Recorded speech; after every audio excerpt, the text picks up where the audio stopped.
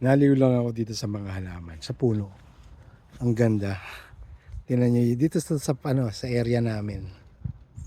Ah, see?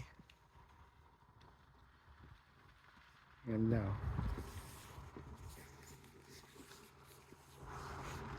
Ganda siya. Diba? Tapos yun sa ano,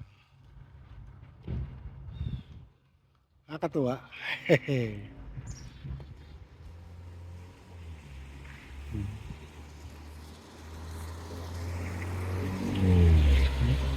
See?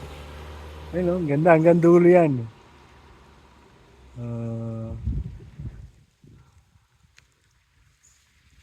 yan oh.